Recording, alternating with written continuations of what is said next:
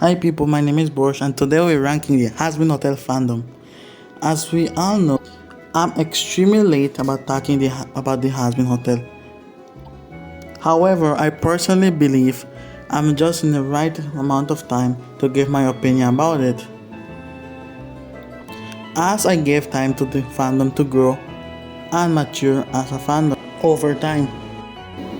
Just like every piece of media that has a fandom around it, the fans are extremely creative. For example, just look at the amount of cosplay they do.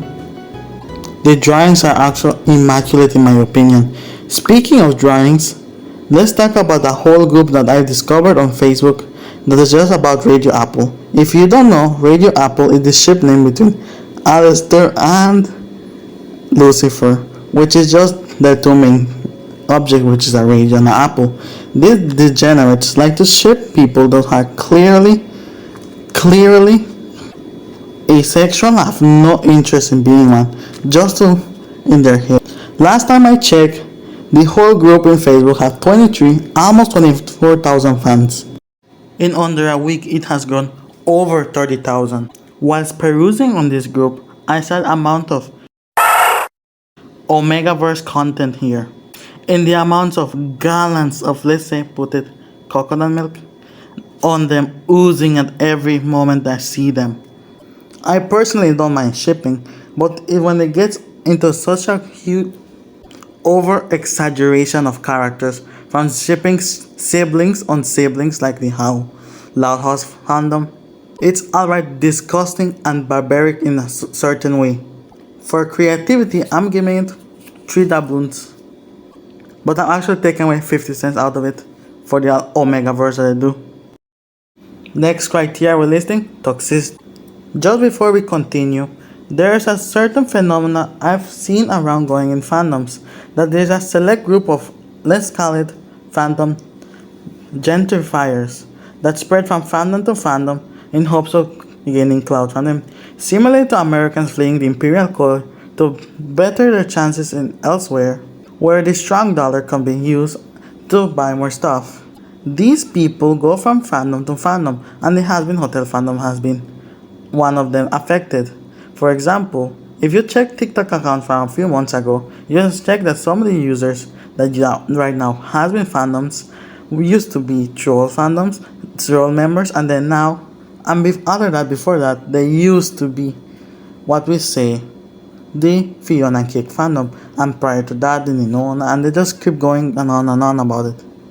These degenerates are actually the most toxic people I've met. For example, just like earlier this month, they bullied a girl, which I will not tell, on TikTok, who, into irrelevancy, just because she did a stupid April joke false about the song Poison, but instead of this version, it was a French version of it that called Poison, which is French for fish or something. And then all of that, the housing people started to pay bots to harass her account, and later her account got closed. And there's also the ones that there's also a video of a guy who is venting about that stupid song, which makes no sense, which he's around 30 years old. Or that girl crying about, oh my gosh, Valentino, no. Or the one she's clapping about when she said Susan. For this reason, for toxicity, I'm giving the Hazbin fandom and 1 cent. A singular penny, and that's all they deserve. If I could not give them less, I should have given less. The day that this fandom finally decays, I'll be happier than a lesbian studying genealogy. Lastly, base material. For such a mediocre piece of media, created by a lady that I can't even pronounce her surname correctly, we can all agree that the songs are indeed bangers. Even the worst rated song, which is Whatever It Takes, it's clearly a B+. And my personal favorite, which is The Show Must Go On, especially the part with the V's. Anyways, let's talk about characters design.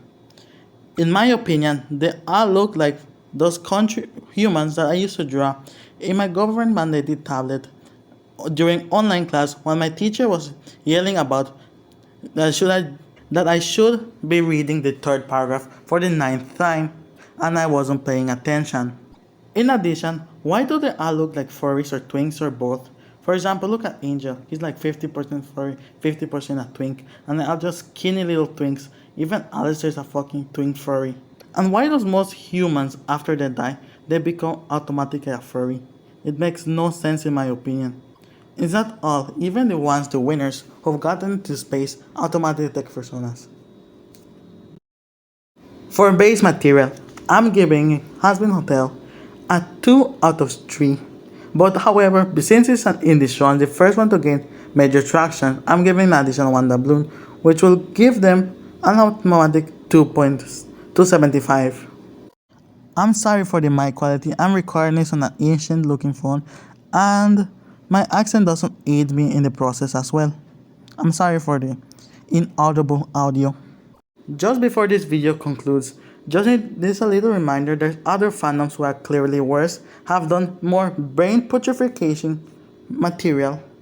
For example, the Lao House fandom, which basically ships children, the Bluey fandom, which just degenerate things all the time, and the Pokemon fandom, which is just a bunch of zoos in a trench coat.